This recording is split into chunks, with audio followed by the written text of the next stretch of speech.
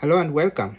Our topic today is reaction mechanisms presented to you by Science Visualized. Last time we looked at the 4 types of organic reactions and we looked at addition, substitution, elimination, and rearrangement. What's a reaction mechanism? A reaction mechanism provides logical steps describing exactly how a chemical reaction occurs. So for example, a chemical reaction could be, say, A plus B gives you C. That would be the overall equation. But how exactly does A react with B to give C? An example of that, you may have 2 students sitting in the classroom in the morning, and then in the evening, those 2 students are roommates in the same dorm. So if we look at the initial conditions, they're both in the same class, and the final conditions, they're both in the same dorm, the same room. It will look like they all move together the same way. But the mechanism will look at the exact path taken by both students. So let's say student A went to the library after class, then after that went to eat lunch, then after that went to the dorm. While student B, who was in the same class with A, immediately after the class went and slept in the dorm. So you can see that the path followed is different. The first one followed a different path from the second one. So that's what reaction mechanism is all about. The path followed by a reaction is very important. For chemists, it is important for us to understand the path because then we can modify the reaction progress, we can affect the reaction, we can change the direction of the reaction.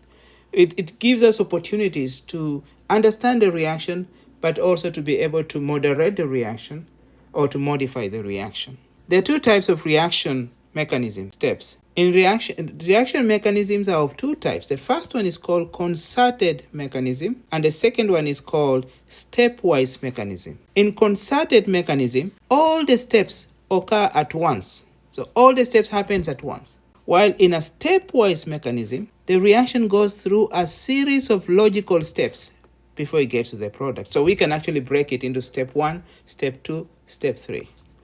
And usually the slowest step will affect the overall rate of the reaction. There are 4 steps of an organic reaction mechanism. So there are 4 steps of a reaction mechanism. Number 1 is homolytic. Number 2, homogenic. Number 3, heterolytic.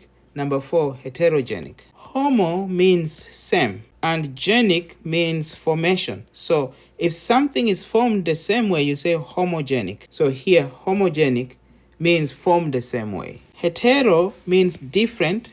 Lytic means breaking.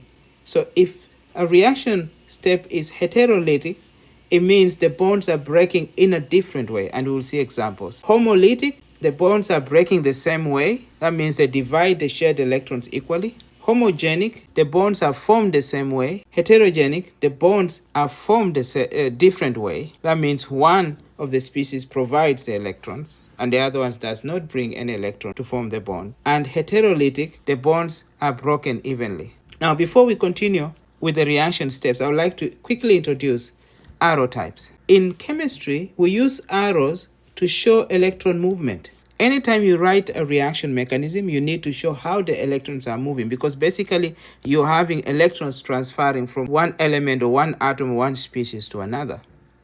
If you use a double-headed arrow, look at this arrow. It has a full head. We call that a double-headed arrow.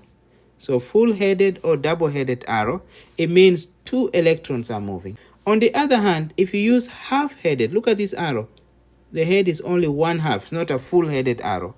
That means 1 electron process. So single electron movement is involved. Again, a quick review. A double-headed means 2 electrons.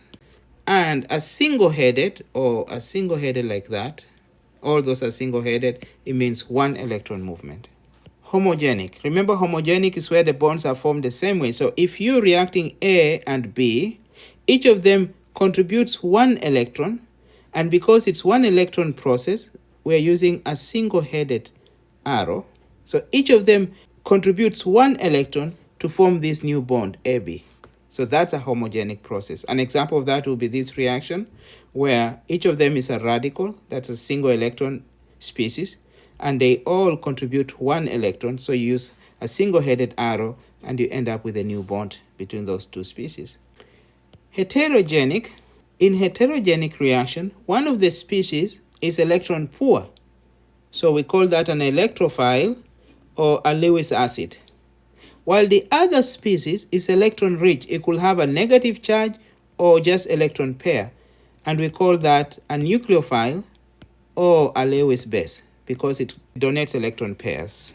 The Lewis base or the nucleophile will use the lone pair of electrons or the minus charge to attack the electron poor species, and as a result you end up with a bond. So you always show the electron flow from high electron density area, that's the electron pair or minus charge, to the low electron density area, that's the electrophile or Lewis acid. And here is another example where you have electrons moving from the nucleophile to the electrophile to give you this new compound. So you can see a nucleophile is a Lewis base, an electrophile is a Lewis acid. Homolytic reaction.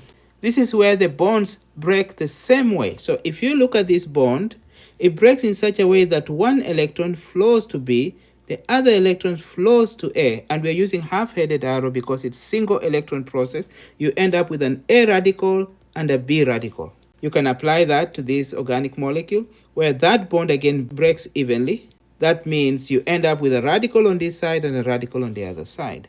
Heterolytic. This is where the bonds break in a different way so that all the electrons move to only one species. So as you can see, this bond here has 2 electrons and all the electrons move to B. So you end up with A being empty, so it becomes a positive charge ion or species, while B now has the extra electron, so it becomes a minus charge species.